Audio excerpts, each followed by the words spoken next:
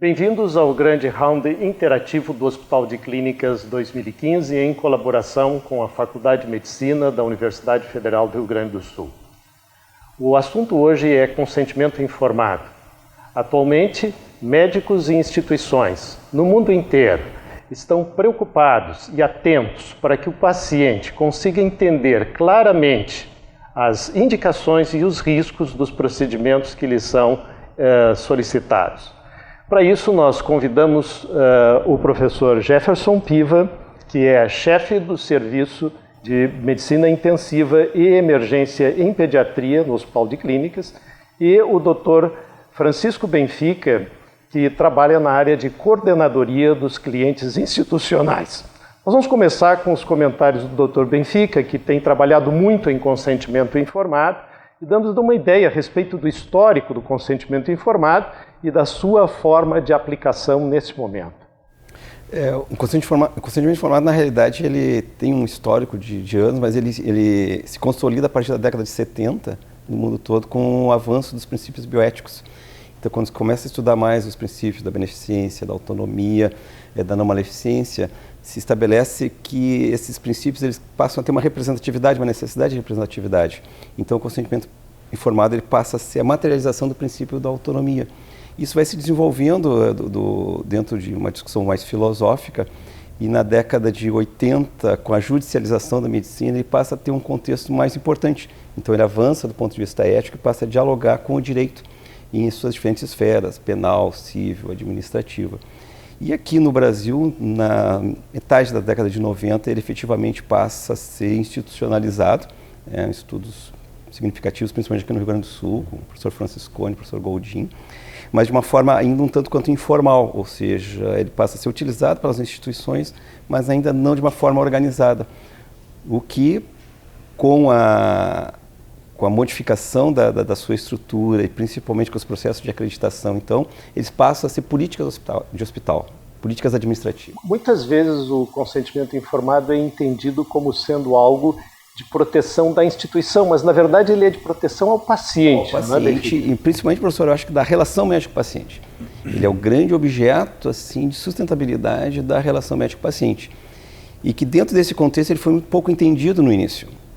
E não houve assim, uma clara definição de qual era o papel dele. E tanto que a institucionalização dele ela acabou sendo invertida, ou seja, tipo um róbulo, assim, ele veio se construindo, se desconstruindo a partir do direito. Então a legalização é que fez com que ele passasse a ser um documento importante do ponto de vista da relação médico-paciente, foi invertido. Nós aqui, no processo de melhoria dessas relações, deveríamos ter iniciado esse tipo de implantação desse tipo de documento. É importante que a medicina chegue cada vez mais próximo das pessoas e hoje em dia se pratica muito a decisão compartilhada. O Dr. Jefferson Piva trabalha muito essa questão ética e o consentimento informado veio ao encontro da decisão compartilhada, não é, Jefferson? Exatamente. O consentimento informado, esse documento, ele apenas chancela e comprova que houve uma informação adequada ao paciente. O novo Código de Ética Médica, que foi posto em prática agora em 2009, 2010, ele veio a modificar o antigo código, que era de 1988, ou seja, passaram-se 20 anos com o mesmo código. Qual é que foi o grande avanço nisso? É o respeito à autonomia. Tem pelo menos 4 ou 5 artigos específicos que demonstram que o paciente tem que estar consciente em relação ao tratamento, às suas perspectivas. E isso pode ser documentado explicitamente através do consentimento informado ou através de outros documentos médicos. O que é importante, dentro da perspectiva do Código de Ética, é que se demonstre que esse paciente foi adequadamente informado para tomar aquele tratamento. Pode ser através do prontuário médico, pode ser através de um consentimento formal. A única coisa que eu gostaria de ressaltar que não se configura um consentimento informado é quando esse documento é entregue por terceiros, que não o médico. Porque aí sim, como é que vai se comprovar que isso foi uma relação médico-paciente se houve um terceiro que não está influindo naquela relação? O consentimento informado, na verdade, é um instrumento para documentar adequado entendimento por parte do paciente e a adequação na relação médico-paciente. Isso pode ser documentado de outras formas, né? Sim.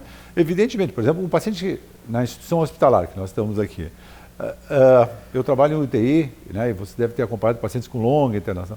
Para cada procedimento não precisa se realizar um consentimento informado. Bom, se houver dúvidas no futuro, basta ler as evoluções desse paciente e vai se entender que a família foi discutida com a família a possibilidade da traqueostomia, da passagem do catéter, e que estavam cientes porque tem a evolução dos residentes, do médico assistente, da enfermagem. Isso é uma forma de se comprovar que houve informação.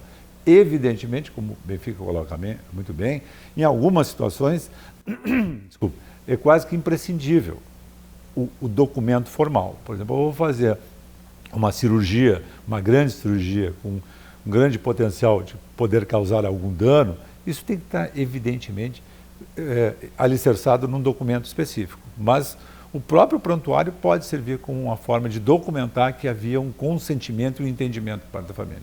Às vezes os procedimentos eles são um pouco complexos para que o paciente consiga entender. A terminologia médica, ela é uma linguagem às vezes um pouco cifrada, mas o Dr. Benfica tem feito um grande esforço dentro do hospital no sentido de, no seu grupo de trabalho, exercer uma atividade junto a todos os serviços. Nós temos mais de 50 serviços dentro do Hospital de Clínicas e está havendo uma certa customização do consentimento informado. Tu queres nos dar uma ideia a respeito de como é que isso tem sido feito? É importante a gente definir que o consentimento informado ele não é um objeto de proteção da relação do hospital com o paciente, é do médico com o paciente. Então, numa mega estrutura como o Hospital de Clínicas, por exemplo, nós temos vários serviços com uma realidade totalmente independente. Então, se você vai fazer um documento de serviços, eles têm que estar adequados ao seu paciente.